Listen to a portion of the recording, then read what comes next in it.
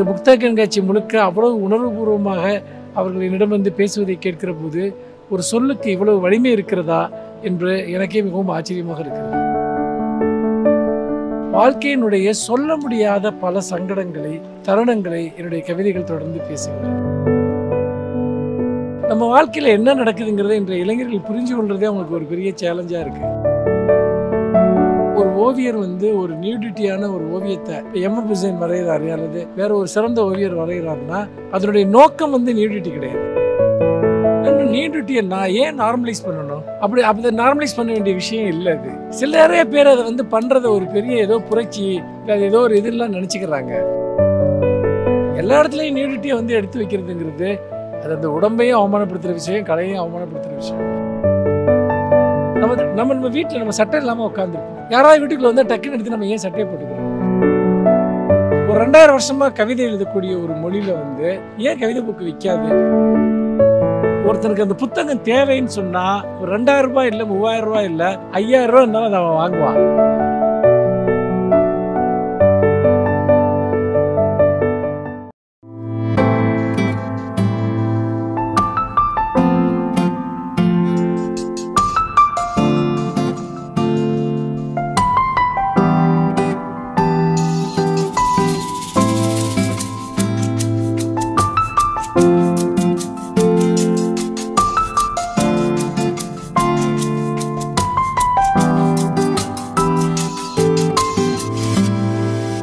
Writer மனுஷபுத்திரன்.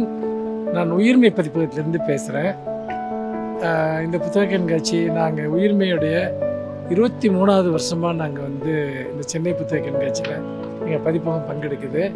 நாங்கள் ஒரு 800க்கும் மேற்பட்ட தலைப்புகளில் புத்தகங்களை வெளியிட்டிருக்கோம்.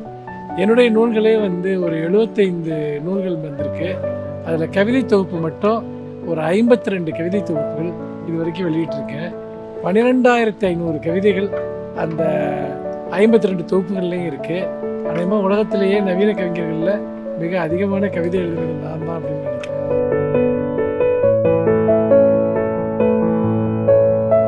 பொதுவாக வாசகர்களை வந்து ஆண்கள் பெண்கள்னு நான் பகுத்து பார்க்கறது இல்லை.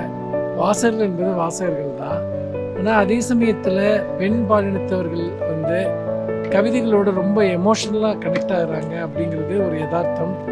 அது என்னுடைய கவிதைகளோட அவங்க கனெக்ட் ஆகிறதுக்கு மிக முக்கியமான காரணம் வாழ்க்கையினுடைய சொல்ல முடியாத பல சங்கடங்களை, தருணங்களை என்னுடைய கவிதைகள் தொடர்ந்து பேசுகின்றன. அதில் முக்கியமாக யங் ஜென்ரேஷன் வாசகர்கள் அல்லது வாசகிகள், அந்த பெண்களுடைய மனதில் இருக்கக்கூடிய வாழ்க்கையை புரிந்து கொள்வதில் இருக்கக்கூடிய சிக்கல்கள், மனப்போராட்டங்கள், உறவு சிக்கல்கள், இது எல்லாவற்றையுமே நான் ரொம்ப வெளிப்படையாகவும் அதே சமயத்தில் நுட்பமாகவும் எழுதுவதன் காரணமாக பொதுவாக பெண்கள் ஒரு மிக எளிதில் இந்த கவிதைகளின் பால் ஈர்க்கப்படுகிறார்கள். இந்த புத்தக கண்காட்சி முழுக்க அவ்வளவு உணர்வுபூர்வமாக அவர்கள் என்னிடம் வந்து பேசுவதை கேட்கிற போது ஒரு சொல்லுக்கு இவ்வளவு வலிமை இருக்கிறதா என்று எனக்கே மிகவும் ஆச்சரியமாக இருக்கிறது.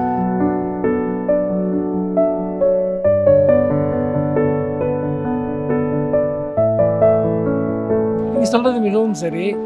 பொதுவாக நான் வந்து இந்த 3 அப்படி திட்டமிட்டு அமைக்கல. ஆனால் நீங்கள் சொல்கிறப்ப அது 3 கடையில் ஒரு தொடர்பு இருக்குங்கிறத நான் ஒத்துக்கிறேன். நான் காரணம் என்னன்னு கேட்டிங்கன்னா, நம்முடைய காலத்தில் பிரதானமான உணர்ச்சி என்னவா இருக்குது அப்படிங்கிறத நான் பார்க்குறேன். ஒவ்வொரு காலகட்டத்திலையும் சில உணர்வுகள் ரொம்ப டாமினண்ட்டாக இருக்கும். இன்றைக்கி வந்து திடீர் உறவுகள், திடீர் முறிவுகள், இது வந்து ரொம்ப ரொம்ப ஒரு காமன் பேட்டர்னாக இருக்குது வந்துட்டு எல்லா இடத்துலையும். நம்ம வாழ்க்கையில் என்ன நடக்குதுங்கிறத இன்றைய இளைஞர்கள் புரிஞ்சு கொள்றதே அவங்களுக்கு ஒரு பெரிய சேலஞ்சாக இருக்குது. எங்கே பார்த்தாலும் ஷார்ட் டைம் ரிலேஷன்ஷிப், பெயின். நான் பார்க்குற நிறைய இளைஞர்கள் அதை பற்றி தான் பேசுகிறாங்க. நான் ஒரு பிரேக்கப் பற்றி ஒரு கவிதை எழுதுனா இதுதான் எனக்கு நடந்ததுன்னு சொல்கிறாங்க. ஏன் இவ்வளவு சுலபமாக நம்முடைய சொசைட்டியில் பிரேக்கப் நடக்குது?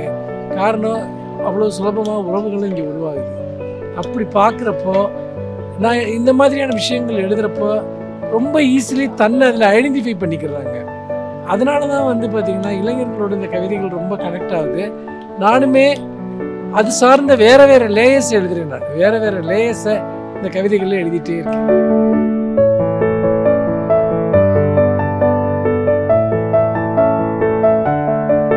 அதாவது நியூடிட்டிங்கிற ஒரு விஷயத்தை எடுத்துக்கிட்டிங்கன்னா அது ஒரு கலையோட அல்லது வாழ்வியலோட தொடர்புடையதா ஒரு படைப்பாக இடம்பெறப்போ அது வந்து அதற்கு வந்து ஒரு பெரிய ஒரு கௌரவம் இருக்குது, மரியாதை இருக்குது. உதாரணமாக ஒரு ஓவியர் வந்து ஒரு நியூடிட்டியான ஒரு ஓவியத்தை எம்எஃப் ஹுசைன் வரைகிறாரு அல்லது வேற ஒரு சிறந்த ஓவியர் வரைகிறாருன்னா அதனுடைய நோக்கம் வந்து நியூடிட்டி கிடையாது, கலை தான் அதனுடைய நோக்கம்.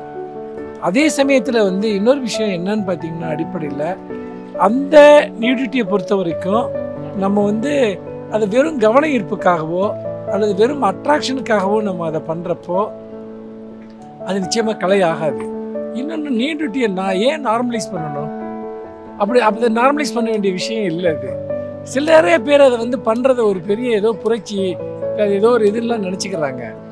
நம்ம எல்லாருமே அடிப்படையில் சிவிலைஸ்டான ஒரு மக்கள் என்ற முறையில் நம்ம வீட்டில் நம்ம சட்டை இல்லாமல் உட்காந்துருப்போம். யாராவது வீட்டுக்குள்ள வந்தால் டக்குன்னு எடுத்து நம்ம ஏன் சட்டையை போட்டுக்கிறோம்? ஒரு சினிமா நடிகை ஒருவர் சொன்ன ஒரு கோட், ஒரு ஒரு அமெரிக்கன் நடிகை சொன்ன ஒரு கோட் அந்த இடத்துல நான் சொல்ல விரும்புகிறேன். அவங்க வந்து பார்த்தீங்கன்னா நிறைய நியூடாவெலாம் படத்தில் நடிச்சிருக்காங்க. ஆனால் என் வீட்டில் விருந்தினர்கள் இருக்கப்போ நான் ஹாலில் போய் அப்படி வரமாட்டேன், நான் நீட்டாக தான் ட்ரெஸ் பண்ணிட்டு வருவேன் அப்படின்னு சொல்கிறாங்க. அப்போ கலைக்கும் வாழ்க்கைக்குமான வித்தியாசங்கிறது அதுதான். எல்லா இடத்துலையும் நியூடிட்டியை வந்து எடுத்து வைக்கிறதுங்கிறது அது அந்த உடம்பையும் அவமானப்படுத்துகிற விஷயம், கலையையும் அவமானப்படுத்துகிற விஷயம் அப்படின்னு நான் நினைக்கிறேன். நியூடிட்டியெல்லாம் நார்மலைஸ்லாம் பண்ணக்கூடாது, அதுக்கெல்லாம் எந்த அவசியம் இருக்குதான் நான் நினைக்கிறேன்.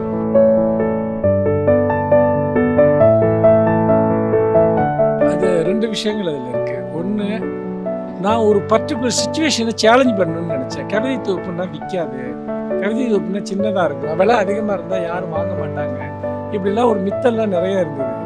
ஒரு 2000 வருஷமாக கவிதை எழுதக்கூடிய ஒரு மொழியில் வந்து ஏன் கவிதை புக்கு விற்காது? இப்போ ஜெயமோகன் வந்து பார்த்திங்கன்னா ஒரு மிகப்பெரிய வால்யூம்ஸ் வந்து கொண்டு வர்றாரு, மகாபாரத தொகுதிகள் வந்துட்டு அதை வாங்குறாங்கன்னு சொல்கிறாங்க இல்லையா? நம்மளும் பொயட்ரி படிப்பான், பொயட்ரியும் ஒரு பெரிய வால்யூமாக அவனால் படிக்க வைக்க முடியும்னு நான் ஒரு சேலஞ்சாக தான் எடுத்துக்கிட்டேன். ஆனால் எனக்கு கிடைச்ச ரெஸ்பான்ஸ், அதுவும் முக்கியமாக யங் ரீடர்ஸ்கிட்ட இருந்து. நீங்கள் பார்த்தீங்கன்னா அந்த யங் ரீடர்ஸை பொறுத்த வரைக்கும் மிஸ்யூ வந்தப்போ அவருடைய பெரும்பாலும் அந்த புக்கை வாங்கினவங்களுடைய ஆவரேஜ் ஏஜ் 25 தான் இருக்கும். அதாவது ஒரு 18 வயசுல இருந்து 25 வயசுக்கு உட்பட்டவங்க தான் மேக்சிமம் வாங்கினாங்க. இது எனக்கே ஒரு நம்ப முடியாத ஒரு மேஜிக்காக இருந்தது. அப்போது இன்னொன்னே சொல்கிறேன், இப்போ நீங்கள் சொன்ன மாதிரி 3 பெரிய தொகுப்புகளை வெளியிடுறேன், அதே சமயத்தில் ஒரு டெஸ்ட்டுக்காக 2 சின்ன தொகுப்புகளை வெளியிட்டேன். காதலின் 100 சம்பவங்கள், பிரிவின் 100 சம்பவங்கள். ஒன்றினுடைய விலை 40 ரூபா, என்னுடைய விலை 50 ரூபா. ஆனால் அந்த புத்தகங்களோட அதிகமாக என்னுடைய பெரிய புத்தகங்கள் விற்கிது. அப்போது ஒரு புத்தகத்தை வாங்குவதற்கு அந்த பேஷன் தான். ஒருத்தனுக்கு அந்த புத்தகம் தேவைன்னு சொன்னால் அது வந்து 2000 ரூபாய் இல்லை, 3000 ரூபாய் இல்லை, 5000 ரூபா இருந்தாலும் அதை அவன் வாங்குவான். தேவை இல்லைன்னா அதை அவன் 5 ரூபாய்க்கு கொடுத்தாலும் அவன் வாங்க மாட்டான், ஃப்ரீயாக கொடுத்தாலும் வாங்க மாட்டான். அப்போ வந்து என்னை பொறுத்த வரைக்கும் நான் என் ரீடர்ஸ்க்காக எழுதுகிறேன். நான் என்ன விலை நிர்ணயம் பண்ணாலும் என்னோடய ரீடர்ஸ் வாங்குவாங்க. சில பேர் கொஞ்சம் தாமதமாக வாங்குவாங்க, ஏன்னா மணிங்கிறது ஒரு மேட்ரு தான். நான் அதை வந்து இல்லைன்னு நான் சொல்ல மாட்டேன். மணிங்கிறது ஒரு இஷ்யூ, அது ஒரு மேட்ரு. அப்போ என்னன்னு கேட்டேன்னா, சரி இப்போ வாங்க முடியல, இன்னும் ஒரு 3 மாதம் கழித்து வாங்குவோம், 6 மாதங்கள் கழித்து வாங்குவோன்னு வாங்குகிற ரீடர்ஸ் மிஸ்யூ இன்றைக்கும். சார் நான் 2 வருஷமாக வாங்கணும்னு நினச்சேன், இப்போ தான் வாங்க முடிஞ்சதுன்னு வாங்குகிற ரீடர்ஸை பார்க்குறேன், அந்த புக்குக்காக வெயிட் பண்ணுறான். அப்போ அந்த மாதிரி ஒரு ரீடர்ஷிப்பை உருவாக்குறது தான் என்னுடைய நோக்கம். இது வந்து விலையினால எந்த படைப்புமே தீர்மானிக்கப்படுறதில்லை. அது வந்து பார்த்திங்கன்னா அது தன்னுடைய ஒரு தேவையினால் அது தனக்குத்தானே உருவாக்கிக்கிற அந்த தேவையினால தான் அது வந்து